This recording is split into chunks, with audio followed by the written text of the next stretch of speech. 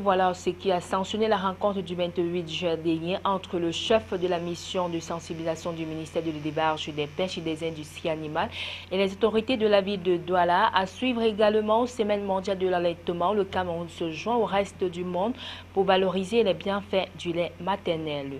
Voilà pour la vitrine, mesdames, messieurs, bienvenue au journal.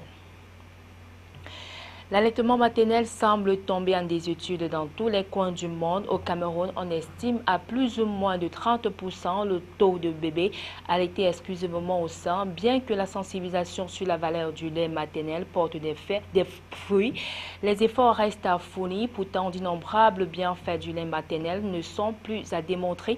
L'allaitement maternel est un droit de l'enfant et comme tel, il doit être protégé et encouragé. Cette injonction est particulièrement applicable dans les pays en développement. C'est à suivre dans nos prochaines éditions. À Setna, les administrateurs de l'Agence pour la sécurité de la navigation aérienne en Afrique et à Madagascar tablent sur la certification des comptes de l'exercice 2015. Le ministre camerounais des Transports, Edgar Alain Mebengor, a ouvert le 28 juin dernier à Yaoundé les travaux de la 131e session du conseil d'administration de la Setna, placée sous le haut patronage du chef de l'État Paul Biya. Jean-Pierre Bitongo, Joseph Ateba, Colin Bekatal.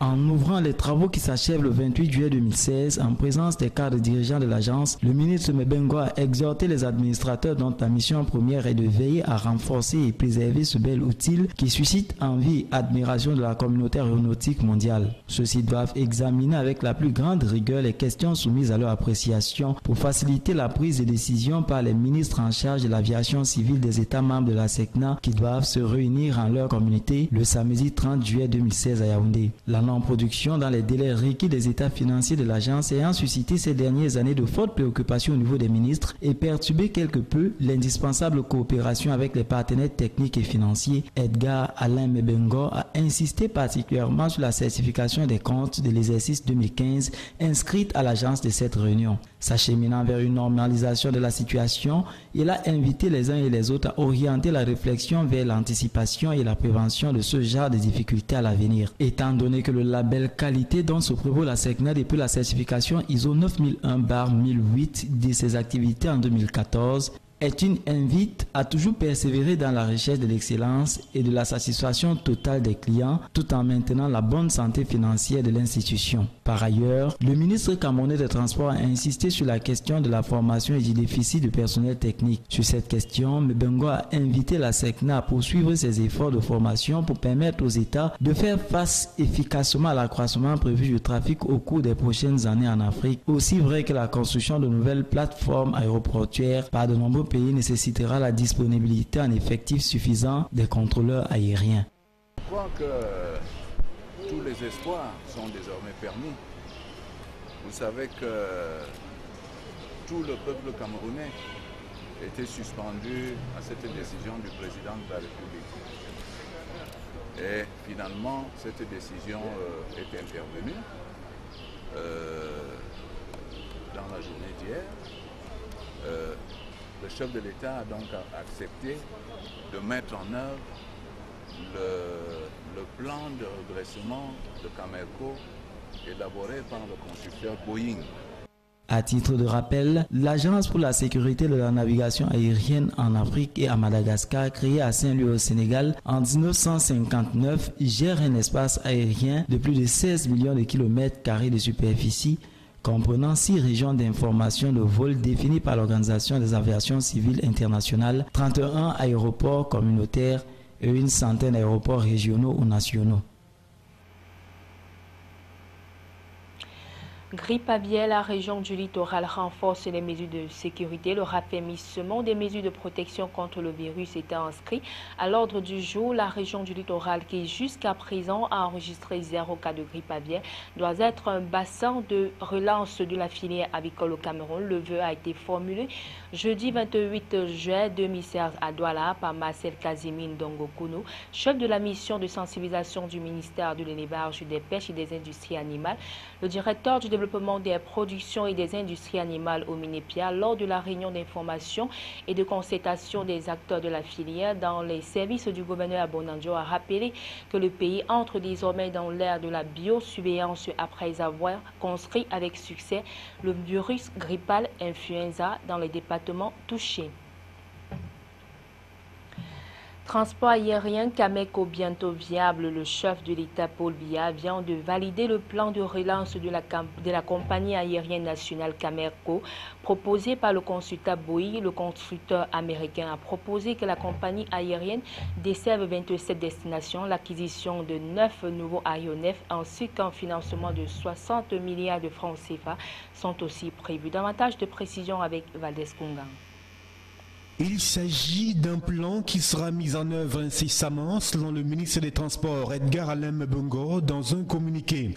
Au rang des principales recommandations, l'on note les destinations à desservir, les aéronefs à acquérir, la restructuration de la dette de l'entreprise et les financements apportés à la compagnie. Les propositions faites par le consultant Boeing et approuvées par le chef de l'État camerounais devraient permettre à la compagnie aérienne nationale d'avoir des taux de remplissage convenables de ses avions. Le constructeur a pour cela soumis l'idée d'un réseau comprenant 27 destinations, dont 5 intercontinentales, notamment Paris, Bruxelles, Washington, Guangzhou, 13 régionales et 9 domestiques. Dans cette dynamique et surtout pour faire face à la concurrence, il faudra acquérir 9 nouveaux appareils pour rehausser la flotte de Cameco aujourd'hui, composée de 5 avions. Ainsi, avec 14 avions, Cameco devrait être capable de mieux se déployer, même s'il convient de garder à l'esprit la suspension des vols Cameco vers l'Union européenne par l'autorité aéronautique depuis le 21 mai dernier, qui court toujours.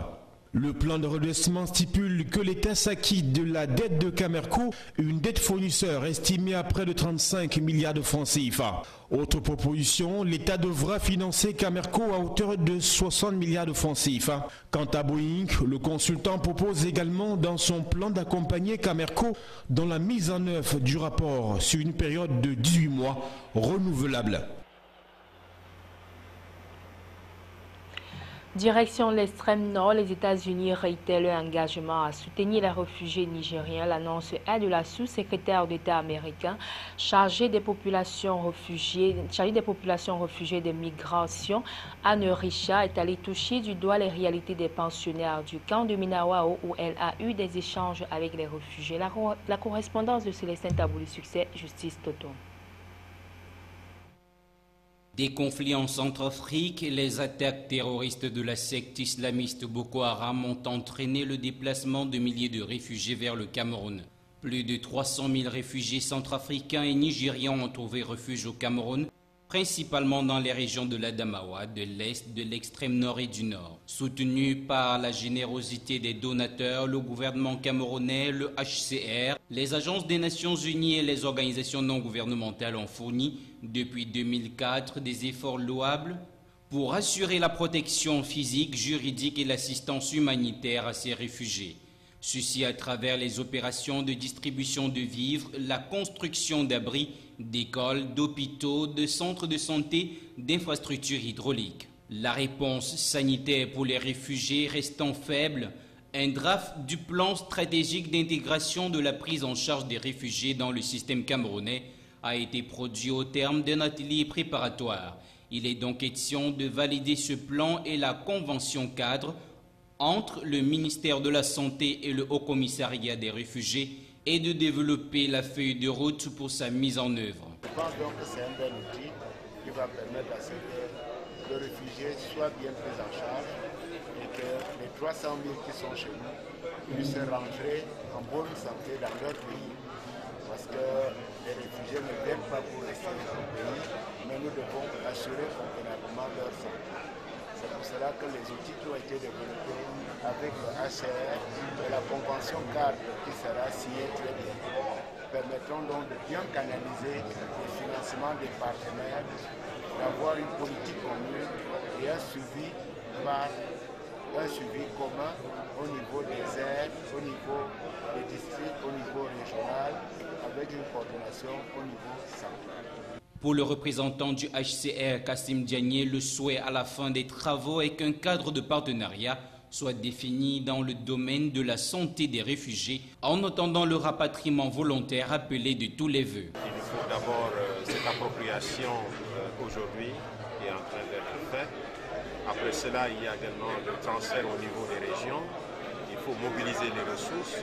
En tout cas, c'est un très bon début parce qu'au moins, on a un plan qui va nous permettre d'avoir une feuille de route avec l'ensemble des acteurs concernés, non seulement les acteurs de développement, les acteurs humanitaires, mais aussi les acteurs de développement.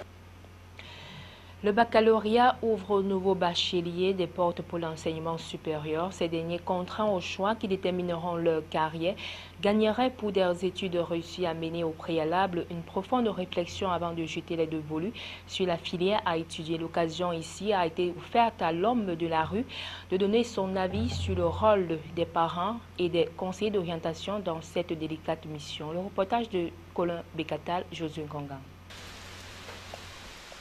Le baccalauréat, la session de 2016 a révélé ses admis. Pour le lauréat, l'euphorie des résultats le conduira sans tarder au choix d'une filière pour ses études supérieures. Une décision qui en principe déterminera sa carrière. Mais le constat est tel que dans certains cas, le choix des études suivies n'offre pas assez d'opportunités d'emploi. À mon avis, je vois qu'après le bac, beaucoup choisissent la filière par passion. Donc, du coup, comme il a fait C, il s'est dit que non, je vais faire mathématiques ou je vais faire physique. Or, il ne réfléchit pas, non. Donc, il ne pense pas en avance une filière porteuse. Le système éducatif camerounais compte en son sein des conseillers d'orientation préposés à servir de repères de carrière aux étudiants. Ces derniers, selon l'homme de la rue, ne s'acquittent pas suffisamment de leurs responsabilités. C'est un manque de suivi. Et quand bien même notre système éducatif là s'est mélangé, on peut quand même nous donner des conseils d'orientation. Je pense que ça existe déjà, mais ils ne font pas assez le travail. S'il y avait des conseils d'orientation, ils étaient là pour dire tel élève, tu es bon en telle chose, tu pourras faire telle chose. Je crois que ça devrait aller. D'autre part, pour le droit de regard sur l'avenir de leurs enfants, certains parents exercent une influence plus ou moins bénéfique dans l'option de la filière du jeune étudiant. À mon avis, je dirais que dans un sens, les parents doivent influencer puisque dans nos écoles aujourd'hui, peu sont comptés comme écoles où on trouve des conseils d'orientation dans les collèges. Bon, ce qui fait que le parent devient à un certain moment le conseiller d'orientation de son enfant.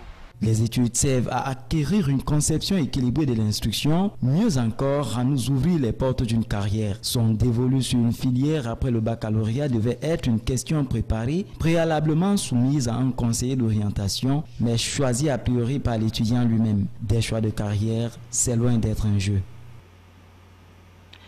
Voilà qui met un thème à cette édition d'information, mais avant, le rappel des titres. Grippe aviaire, comment renforcer les mesures de sécurité? Voilà ce qui a sanctionné la rencontre du 28 juillet dernier entre le chef de la mission de sensibilisation du ministère de l'élevage, des pêches et des industries animales et les autorités de la ville de Douala. Ces mêmes enjeux de l'allaitement, le Cameroun se joint au reste du monde pour valoriser les bienfaits du lait maternel. Mesdames, Messieurs, c'est ici que s'achève cette édition sur Canus 24. Merci à tous de l'avoir suivi.